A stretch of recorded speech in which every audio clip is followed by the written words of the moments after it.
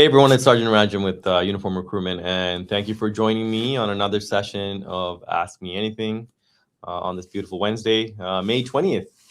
So halfway done as we get through the month of May. We weren't able to join you for our last session a week ago as we wait for people. The OPP family.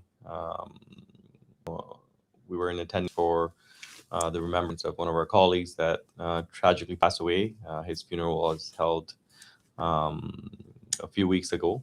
So we were all there showing our support to his family and certainly our fellow uniform members as they dealt and got through that. But we're back. Certainly looking forward to answering your questions about the hiring process and anything that you want to know or need to know about our hiring process.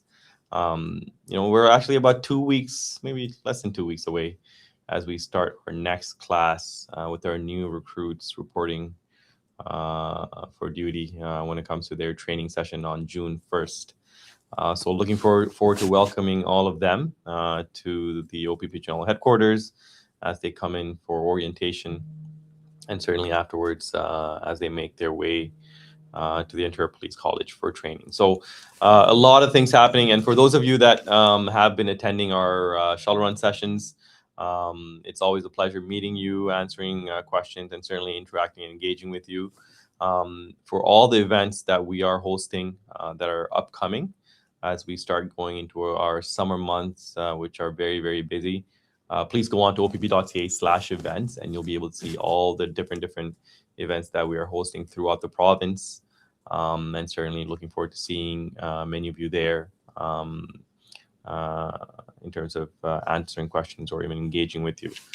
Again, as always, I do my best to address all the questions. Each time I start the session, my focus is to, answer every single question that comes in. And I feel like I never do that. So maybe today's the day I answer all the questions. We'll see how it goes. Again, thanks for joining. I see people are hopping on the session. And again, one of the things I think we're looking forward to as we welcome our new recruit class. I always look and see, the caliber of the candidates that we have, the amazing effort and work that the recruitment team, the processing team puts in as we prepare for the intake.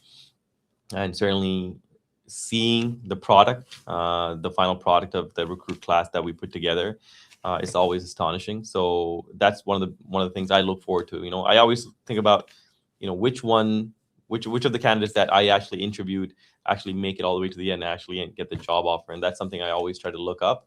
And certainly it's always refreshing when I get messages or emails from candidates that I either met at events or certainly had the chance to interview, and they call me or email me to let me know that they actually got the job offer, which is a very gratifying and satisfying feeling. So certainly I'm sure that's something that hopefully happens to many of you that are watching this session today.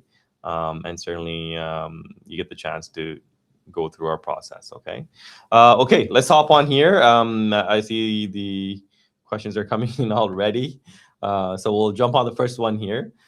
Vision test for applicants. I think this candidate is asking specifically for the auxiliary process, but there is a vision and hearing requirement. So this is done towards the end of our process when you are in the medical stage. But if you are getting your OACP certificate, certainly you would do this as part of that certificate. As you know, for the OPP, there is no OACP certificate requirement to apply. You can apply to the OPP for the constable process without the OACP requirement. But if you choose to get the certificate, certainly it's beneficial to you because you would be able to do the vision and hearing as part of that testing requirement. But one thing I do always implore and suggest, if you're concerned about your vision and hearing, please take the time to go get yourself assessed. So please go see an optometrist or an audiologist to get yourself assessed for the standards. And we have the standards available for you on the frequently asked questions page on our OPP website, opp.ca/careers. And if you go to the frequently asked questions section, you actually can print that section out for your vision and hearing standard so that way you can get yourself tested. It would be a shame for you to go through all the stages of the hiring process, put all this time, work, and effort into getting to the end stages, and then you find out for some reason you don't meet either the vision or the hearing standard, which is a huge letdown. So please avoid that. Get yourself tested if you're concerned about either of these areas, so that way you're prepared. So hopefully that answered your question there. And certainly for the auxiliary, same thing, it would apply. Okay. Oh, I see a few names that I've met at events popping up here, saying hello. That's always a positive sign. Question here: how many intake classes are left in the calendar year of 2026? So the next class that's going in is in June, as I mentioned. June 1st is the intake. The one after that would be the fall intake in September, and then the one after that would be the winter intake in December. So certainly you still have 2 more intakes. Any applications that are submitted moving forward, we would consider for the September intake and certainly the winter intake, depending on how long it takes for your application to process through. So don't rush. Even though there is only 2 more intakes left after the June one, certainly, if you take longer than that, naturally you just compete for a position in the new 2027 intake. So again, continue working on your application, making sure you're putting the product that's as detailed and thorough as possible. That shows us your overall competitive advantage, right? So keep that in mind. Moving right along here. I'm just trying to see, did I miss any of the questions? No. Okay, everybody's just saying hi, so that's a good thing.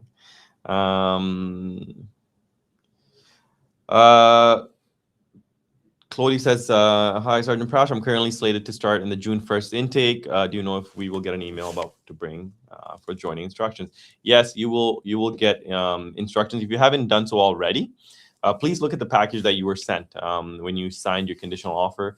There is a lot of detail in there, a lot of instructions in there, and certainly we do follow up with further instruction. But if you're looking for some specific information that maybe you are not finding in the package that we sent you, please email us, and certainly we will try to address that for you. Okay. Auxiliary applications, yes, we're still accepting auxiliary applications.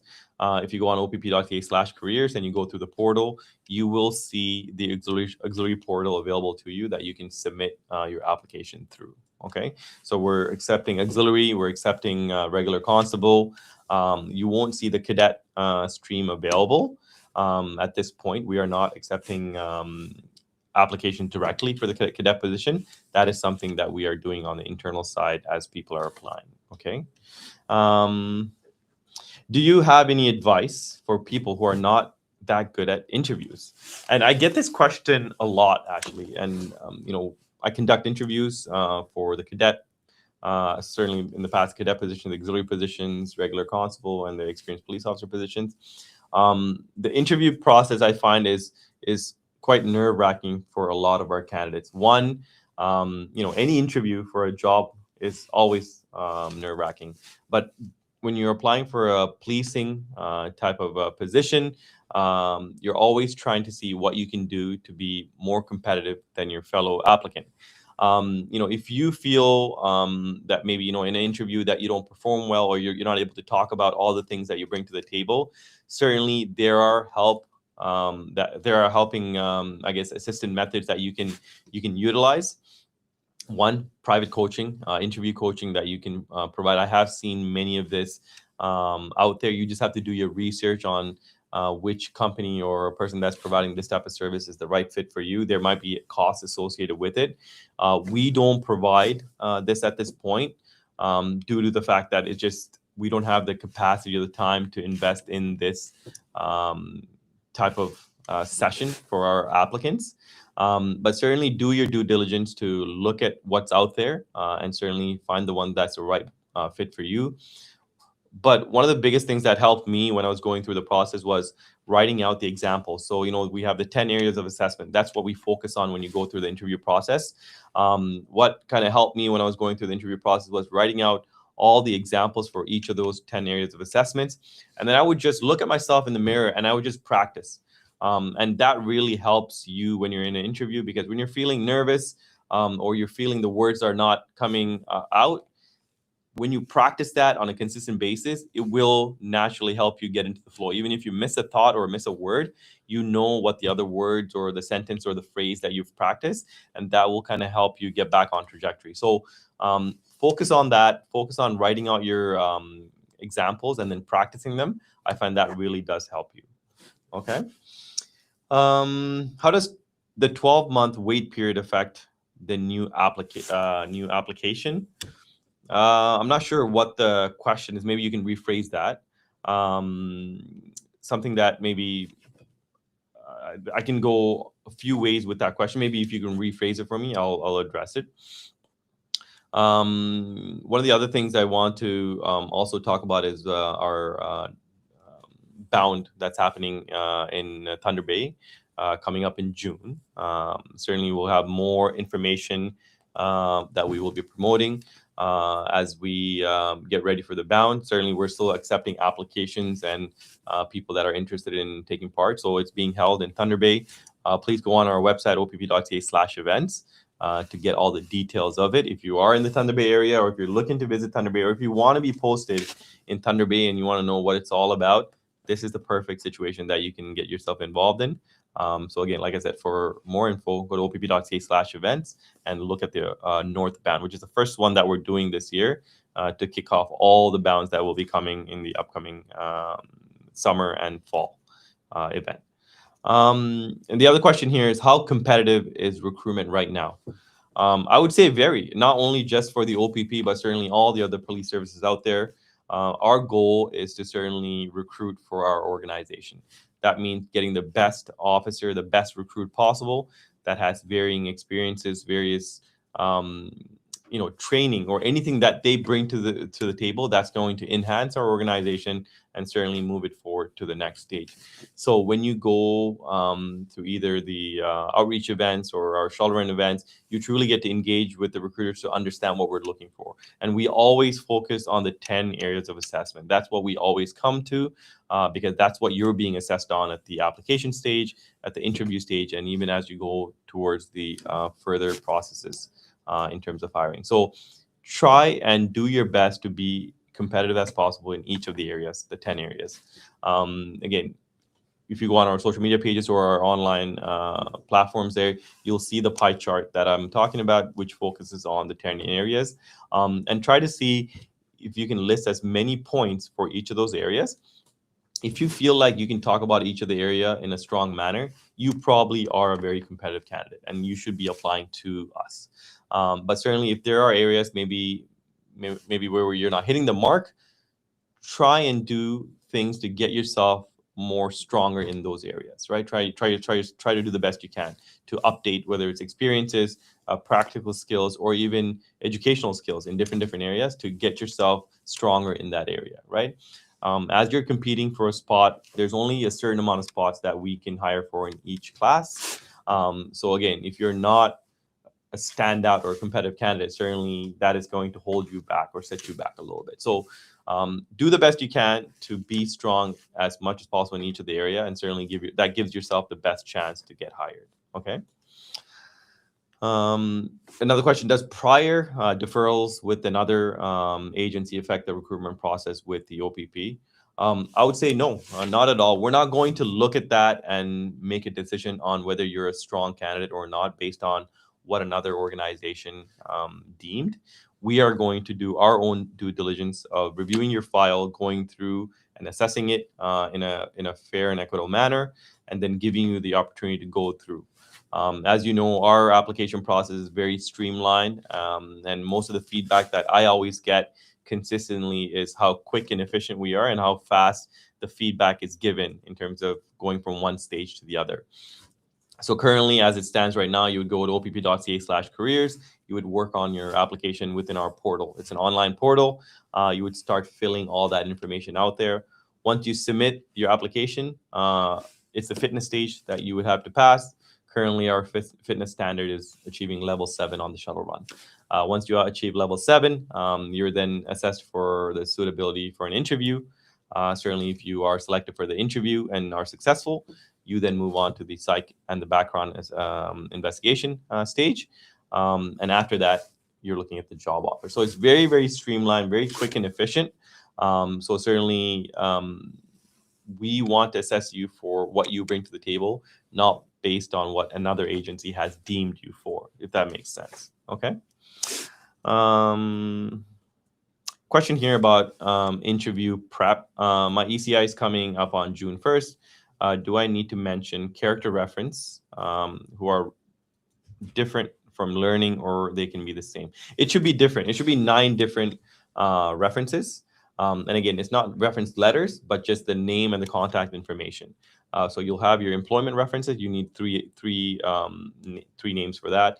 You would need your learning references, someone that can speak to your ability to learn and able to retain information, somebody in a training position or a teaching position, whether it's that from your school or work.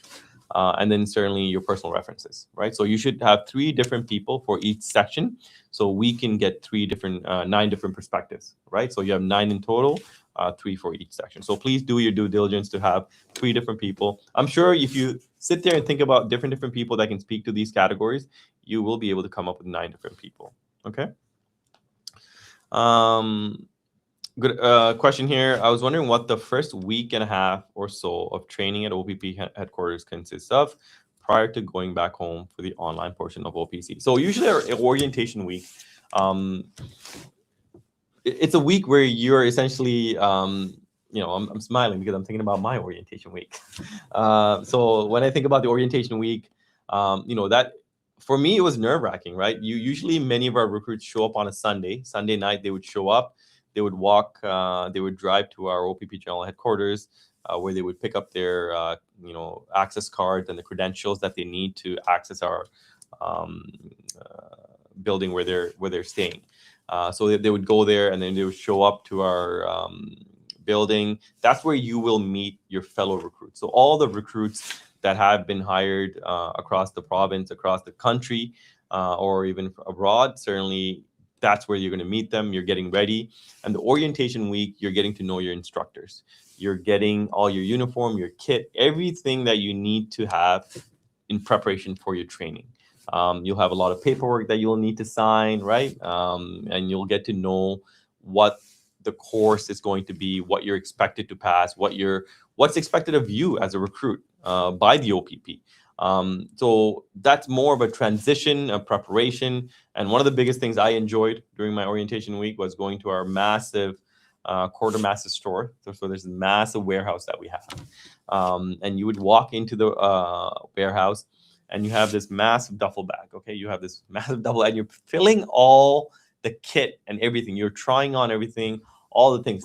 The great thing about this is it's shopping, but you don't pay anything for it. We're paying you to go shopping. So that's the way you look at it. So you get all your stuff, and essentially you're just mentally getting prepared for the Ontario Police College that's coming up. First being the online training portion, and then the in-person training portion. And then certainly once you successfully complete the Ontario Police College, certainly then you'll come back to the the Provincial Police Academy for training afterwards, post-academy training. Okay, so again, it's meant to be more of an enriching experience. It's meant to be a very engaging experience, and it just more of a training that you're getting ready for. That's what it's all about. Okay. Another question here. What do you do if during your local focus interview, you're asked questions regarding a specific incident that happened years and years ago, and you cannot recall the details, but you also don't want to look like you're hiding something? And absolutely. And I think that's the way to approach it. Many of us probably have had experiences with things that we have done, and over time you lose the ability to recall or remember the specific details. Maybe you remember snippets of it, but you can't recall date, time, location, reference point. And that is fine. It happens all the time. But do the best you can to really answer the question with conviction.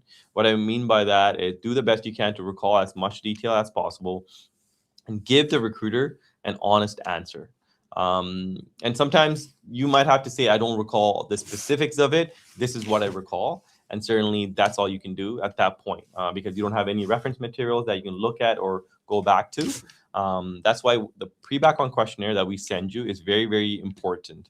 So make sure you fill out the pre-background questionnaire with as much detail as possible. So that way, when you're in the interview, the recruiter already has a lot of information right off the bat that you don't need to explain, where they might just ask you clarifying questions on certain scenarios, especially if you have things in your past where you have to elaborate on. So pre-background questionnaire that we send you in preparation for your interview is very, very important.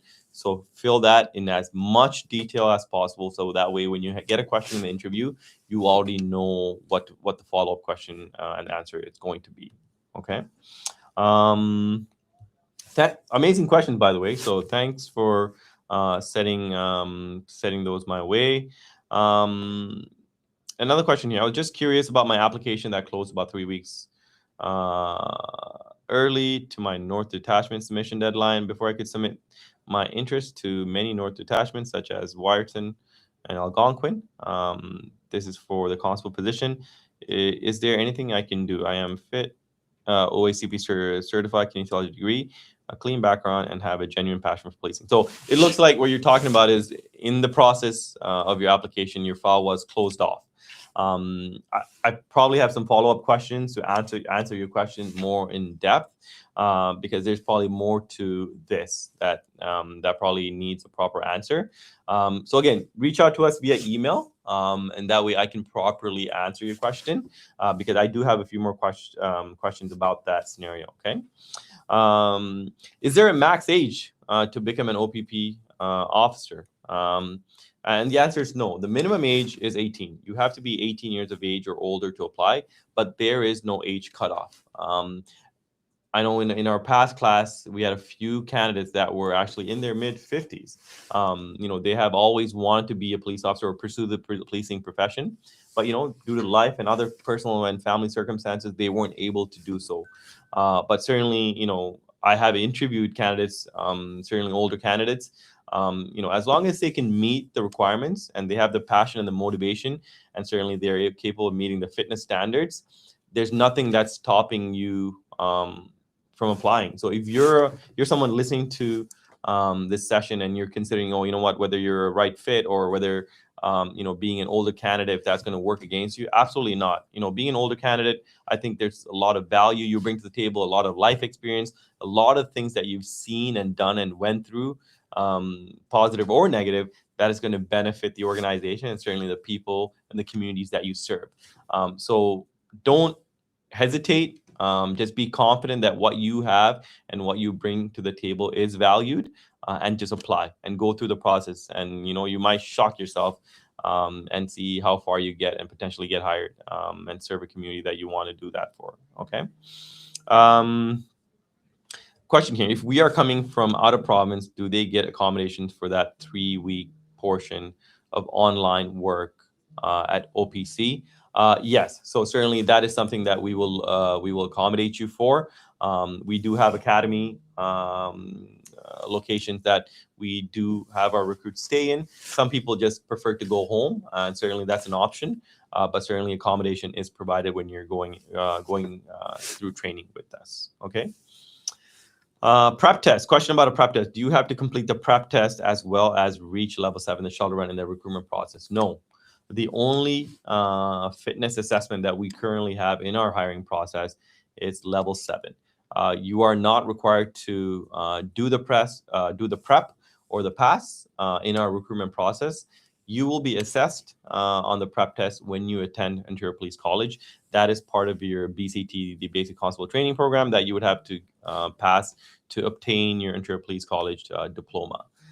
So for us, when you submit the application, you would be tested on the shuttle, showing that you're capable of achieving level 7. And once you are given a job offer, you also have to show us that you're capable of achieving level 7. So one test at the start of the process and one after you achieve the job offer. Okay, so those are the two times that you would have to do your fitness test.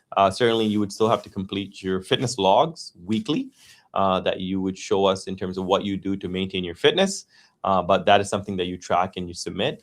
But the testing is only the shuttle twice. Okay, good question though. Does it help your application to put northern detachments as selections or posting preferences? Every single region and every single detachment across the province is canvassed in terms of where we're posting our candidates. So you putting your detachment to a specific location does not give you any sort of higher advantage, does not make you bypass any of the hiring stages. You are still required to meet and pass successfully every single stage of the hiring process. Certainly, our northern detachments, as you know, we are always promoting people to consider those locations because of the need of constables to be there. But in saying that, I want to make sure that I don't give you the impression that by applying there, you are somehow given an unfair advantage over others that maybe are applying to the East region, West, or the HSG region. You are still required to pass everything successfully, and every single candidate would be assessed equally as they're going through the hiring process.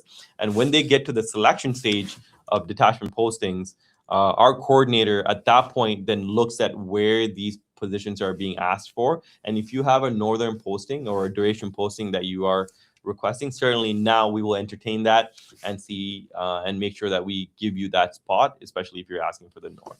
Okay, so that's something good for you to understand. Question here: I had submitted my application but did not qualify, and then I received an email to wait for a year to submit a new one. How long does this rejection impact future applications? It doesn't. Certainly, the requirement for you to wait the year is to give you the chance to work on things that you probably maybe were lacking or need to improve on. So that year you can take to review your application, see what areas of the 10 areas of assessment that maybe you're falling short in, and see how you can improve. And when you come back and you apply again, now we're going to assess your new application. We're not looking at your previous one and looking for that. We're looking at your new application, seeing how you improved in your areas, and seeing how competitive you are as a candidate, and we base our decision on that. Okay. Another question here: being born and raised in Canada, I have been waiting to be a police officer in Canada, but a minor hearing loss has stopped me from passing the medical. Is there any way around this with the force audiology test?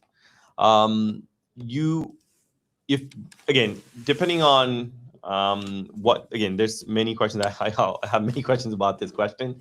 But again, if this is something that you are concerned about, knowing that you went through the process and this is what's stopping you, certainly there are other avenues that you can look at with the support of the organization, where we would refer you to a specialist that you can consider speaking to. Certainly reach out to us, and certainly I'll be able to talk more specifically to you about this situation. Okay. Do you need CPR training before applying to be an OPP constable? First aid and CPR is a requirement that you do need to have prior to us giving you the job offer, but you don't have to have it when you're submitting the application. And the reason for this is, there's a cost associated to getting this training, the CPR and first aid training. There's many companies that offer this training, but our intention is to make sure that you're given, we reduce as many financial barriers as possible. So certainly you can apply without these certificates, but if you get to the end of our hiring process and you are going to be given a job offer, we will let you know at that point that you need to go secure this training so we can give you the job offer. So at that point, it makes sense for you to spend the money to get this training because certainly you're looking at a potential job offer that you need to, that's coming your way, right? So that's something for you to consider. Do you need to pass the shuttle run or fitness testing for the special constable position? So currently, we don't hire for the special constable position within the uniform recruitment unit. It is something that is, that we will be taking over in the near future. But there is a fitness assessment that you do need to pass when it comes to the special constable process. And again, that is something that is done depending on which region or the detachment that's currently hiring for that position. So look at the requirements there, see what they're asking for and how they want you to submit the shuttle run requirement, and then you can go from there. Okay. Another question here. I was a police officer in my country, and in Canada, I was diagnosed with PTSD and completed the Police Foundation training program. Can I still apply to the OPP? Absolutely, you can. You can certainly apply. There's nothing that prevents you from applying, and you would still have to go through the regular hiring process as anyone else. And then certainly, if you're competitive and if you're able to meet every single criteria, including your medical criteria, then there's no reason why you wouldn't be given a chance to be a police officer. All right. Great questions, by the way. I'm just trying to see if there's any of the questions that I missed, but I appreciate all the questions, and I feel like I'm going down a path where I might not keep my promise that I made at the start of the session, which is answering every single question that you ask. Another question here, what comes after the psychological testing? Usually the psychological testing process has a written phase and an interview phase where you would be speaking to one-on-one with our psychologist or a psychometrist. And certainly as you're in the psychological process, certainly there's a background investigation that would be happening simultaneously, or once you finish, certainly it'll happen. So those are the final phases of testing that you would do before you're considered for a job offer. Okay. What are the most common reasons candidates are screened out? There are a lot of reasons. Obviously, I'm not going to go into the specifics of what they are. There's a lot of reasons. One, it could be as simple as you don't meet the minimum requirements. Maybe if you only have a G2 and you apply with your G2, again, you're not going to get screened in the process because you don't meet the requirement to have a full G license. The 10 areas of assessment I spoke about. Overall, when we assess you as a candidate, this is the area that we're assessing you on. So depending on maybe if you're not strong in many of these areas, maybe overall as a candidate, you're not competitive and you need to take time to, become stronger in each of these areas. So those are just very examples that are not of a strong nature, but there are many, many things in your background or things in your past. Maybe you're driving, many things like that can take you out of the process. But again, don't focus on what's going to take you out of the process, but focus on what's going to uplift you and make you a stronger candidate. I think if you approach the interview and the process from that mindset, I think you will have a better shot of being successful in it, right? So focus on that. How important is post-secondary education or prior experience? Again, there is an education requirement in the hiring process. Minimum, you need to have a high school diploma. High school diploma is the minimum requirement, but we are seeing the majority of our candidates, they do have some form of post-secondary education, whether it's college, university, postgraduate, or even specified training, in terms of skill sets. So as long as you meet the minimum requirement, that's what we're looking for. Whatever else that you have that you bring to the table certainly makes you more competitive. If we have candidates that are going back to complete maybe a college degree or a diploma that they worked on, but they have left for personal reasons or family reasons, they had to go get a job. Now they're going back to finish that on a part-time basis or through a virtual or online platform, essentially to make them more of a competitive candidate. So there are things that you can do if you feel maybe the education piece is lacking. But again, the minimum requirement is the high school diploma, right? That is what you need to have to apply. And then certainly if you can show us that you're strong in other areas, certainly that will make you stand out as a competitive candidate, even if you're lacking that education piece. Again, let me see if I can pick out a question here that I didn't have a chance to address. A question here, does having a consumer proposal minimize your chance of becoming an OPP officer? So certainly your finances is something that we do look at the interview stage and certainly at the background assessment phase. I know if you did have difficulties with your finances or managing your finances, or you've had debt or consumer proposals or bankruptcies, these are things that happen in life. We all have good debt and bad debt. What's an example of a good debt? Maybe mortgage, student loan, a vehicle loan, because these are things that you need to live your day-to-day life and meet the responsibilities of your day-to-day life. What are examples of bad debt? Anything from maybe gambling debts, or not paying off your credit card bills, or defaulting on a loan. So these are things that would come up in our discussions. As long as you can articulate why it happened, how it happened, certainly we'll take all these things into consideration when we look at your file. But just be honest and forthright about what happened, because we would, as we go through your file and as you go through your background, certainly these things will come up. And it's always best for you to be honest and straightforward about it and provide the details. And certainly we will look at it on a case-by-case basis. Okay. Here, let's. Great questions. That's a good one too. Question here. I'm 25 years old and I currently work for the OPS in a permanent position as an inspector. Would I be able to transfer through, and how long would the process take?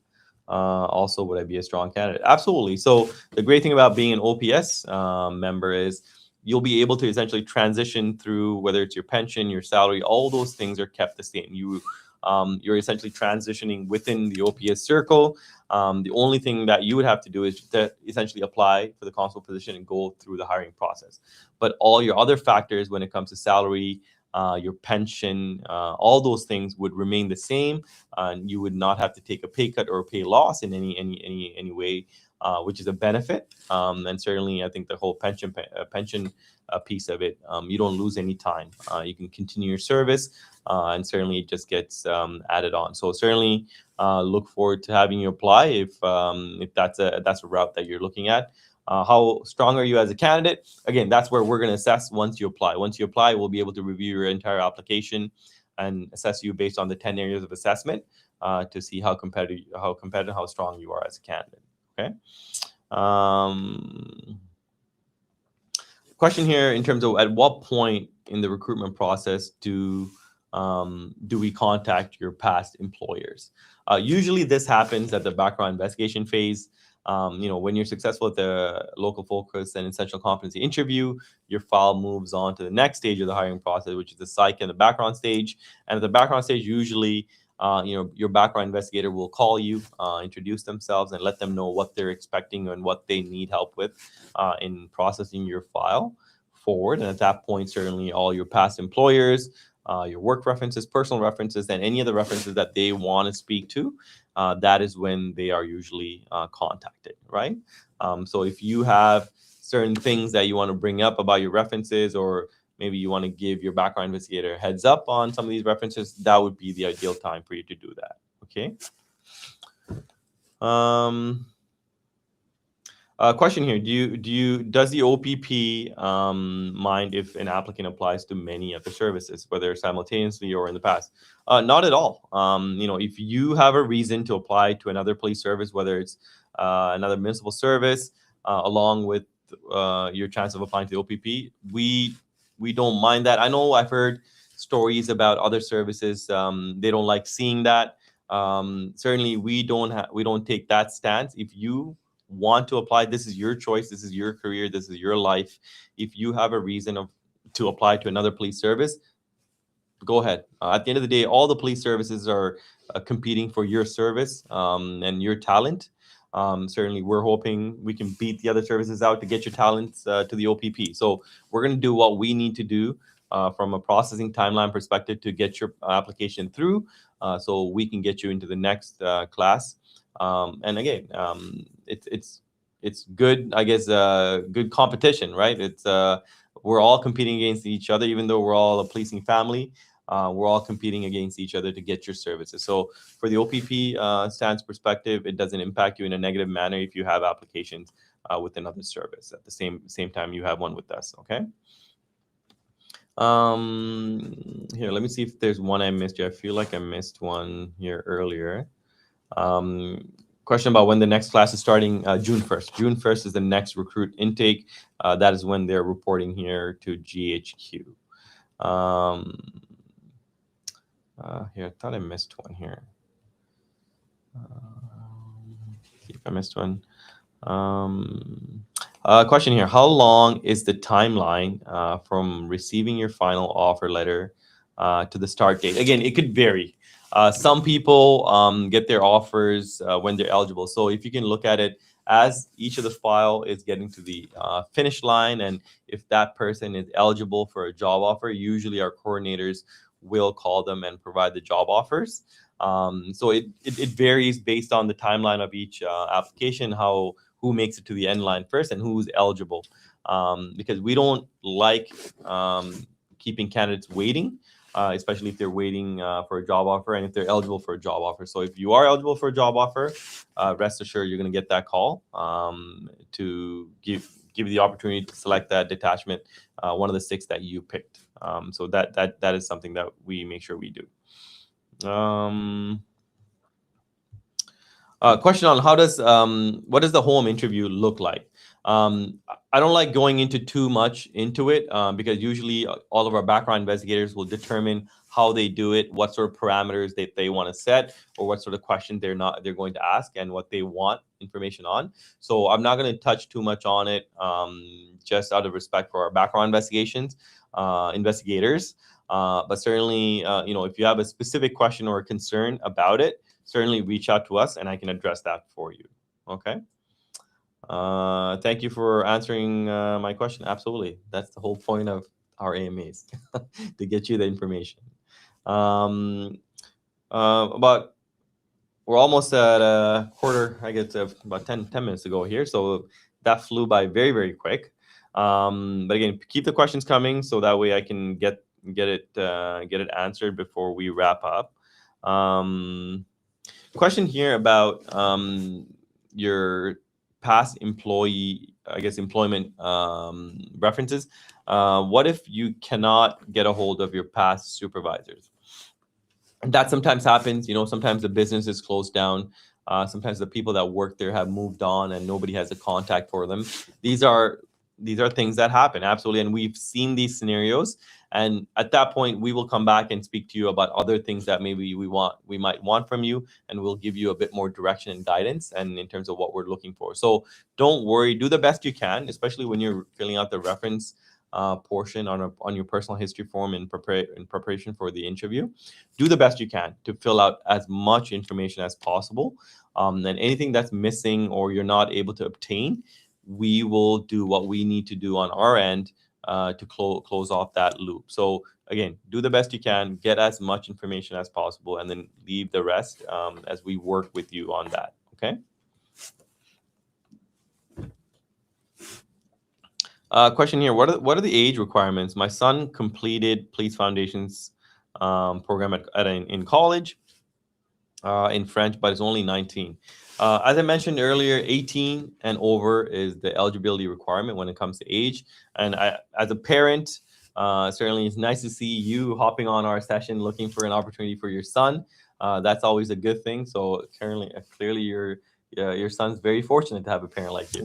But going back to what you're saying here, there are various other opportunities that your son can look at.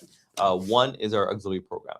The reason I say the auxiliary program is because the auxiliary program will give your son a lot of insight, knowledge, and growth about the organization, but not only about the organization, but the policing profession as a whole. As an auxiliary member, you'll be able to take part in events, you'll be able to go on ride-alongs with officers, and you work out of a detachment. So you truly get an exposure into this profession, and you kind of see what this is all about. And that way your son can make an informed decision about if this career is the right career for them. And if it is, great. At least now they're able to, have personal relationships with employers who can write reference letters for them and essentially support them as they're pursuing the police profession. If it turns out maybe this is not the profession for them, at least they can walk away with the experience and the field experience that they had in this program and certainly go pursue maybe another passion that they have. That's one option. Certainly, if maybe the cadet opportunity is what you're looking for, that is something they can identify in the process as they're going through the constable stream. And certainly, if we see them being a better fit for the cadet portfolio, now we will give them that opportunity. So those two are a really good fit. And sometimes, it doesn't matter that they're 19. They could still be an amazing officer. We have a lot of young people that are applying and going through our process, being hired, that make amazing officers through training and coaching and mentorship as they're going through the training phase. But not only that, when they hit the detachment during the probationary time, certainly many of our young people are more than capable of learning and transitioning into this challenging profession. So I would say, speak to them. Certainly, if they want to speak to me about some of the questions or hesitancies that they have about applying when they're young, certainly I'll be more than happy to address it. But at the end of the day, there are a few options that they can exercise prior to, maybe not just applying at all. Okay. Question here about, I guess, spousal arrangements. If I were to accept moving to a detachment in the northern region, are there spousal supports available if my partner is to come with me? So as a brand new recruit, certainly there are a bit of limitations in terms of what you can utilize as an employee.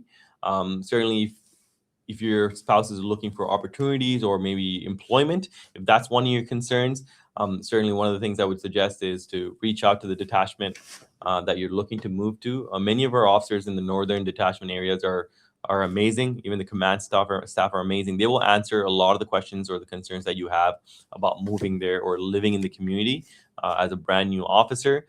Depending on what you're looking for. If there's specific things that you're looking for, the great the great initial point of contact would be to just reach out to the detachment and let them know that you're considering applying to the detachment as a posting, and you just have a few questions about what the transition would look like, or what available supports there are locally at the detachment level, but also within the community. So that way you are mentally prepared before you even go there. And the other thing is, and some people have done this, take a drive down to the detachment that you're considering.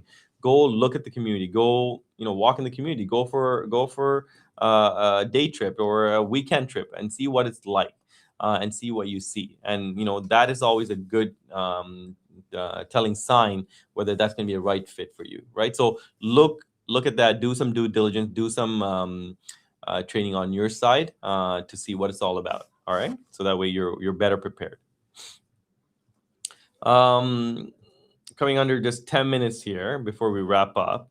I'm just going to try to scroll back here and see if I missed anything.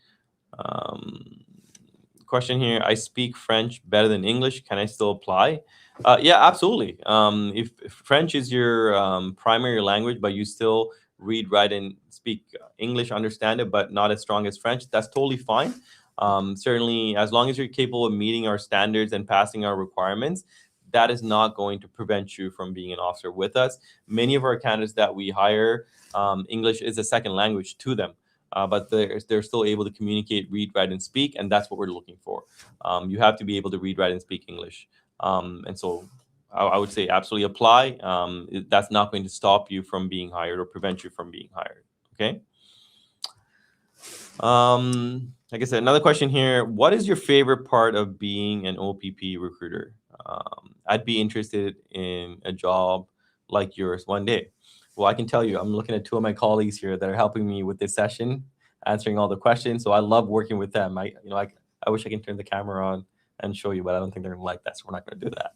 But I love working with my colleagues, like in the recruitment team specifically. I work on the outreach side of it, so I work with a lot of wonderful people that are out there. One of my colleagues in East Region right now, Gobi, is out there at a couple of events that we have going on today. The PWHL event this afternoon and evening in Ottawa, and certainly I think he's at an information session. I spoke to him this morning. So a lot of people on the outreach side and certainly the processing side, we work hand in hand. But one, in my current position, I love it. It was not too long ago that I was where you are, listening to the AMAs, attending the information sessions, attending the fitness sessions, wanting to be a police officer and trying to have that competitive advantage to be hired. So being on the flip side now, where I am, I get to play that other role where I'm providing mentorship, guidance, and help, and motivating people to consider this profession. I've always wanted to be a police officer. That's something that I always looked at, especially my exposure to policing came in high school when I was exposed to school resource officers. They were amazing officers, really left a very positive impression on me in terms of policing. And here I am, 12 years later, being in this position, I get the chance to do that. So all the experiences I've had, whether it was a detachment where I first started in Quinte West, to then working at Toronto detachment, and then being a coach officer, a media officer. So all these different roles I've done to here I am being in a recruiter position. So I'm not sure what's ahead for me next, but certainly I love it. I thrive in where I work right now, and I enjoy each and every day coming into work. And I think if you speak to different officers that are in multitude of roles, I'm talking hundreds and hundreds of different roles across the organization, each one would probably have different things to say in terms of how it started for them and where they are and what they really enjoy about it.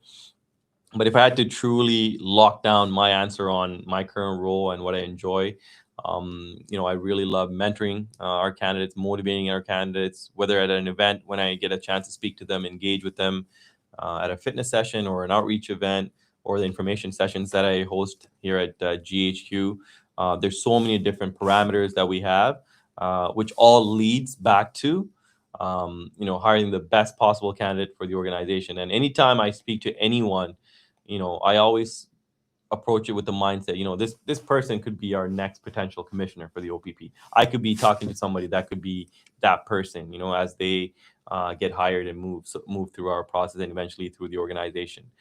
So I never lose sight of that, and I always approach it that way. And I think I've been blessed to be given amazing opportunities, and I just look forward to continuing to do what we do as a team, as an outreach team, and as a recruitment team. And hire the best possible candidate for the OPP. So I would say that's how it's been for me, and it's been great so far. So nothing I would change other than that. So yeah, thank you for that question. That's kind of, you took me back on a reminiscing role there. But yeah, just as a wrap up here, as I find all these sessions always wrap up very, very quickly.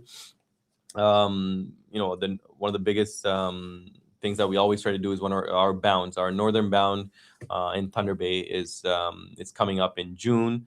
Certainly, we're still accepting people applications for those sessions. So if you are interested truly to see what the Northwest is all about, this is your opportunity to attend, engage, see what we have to offer, what the OPP has to offer in some of these areas that we're trying to post, to help you make that decision, that of a stronger one. As always, please go on our website, opp.ca/events. That'll help you get the information that you need to know about the events that we're hosting across the province. As I look at our months coming up for June, July, and August, it'll be a busy summertime, which means that we're out there engaging and promoting, and certainly looking forward to speaking to you. So in saying that, thanks again for hopping on another session of our AMA.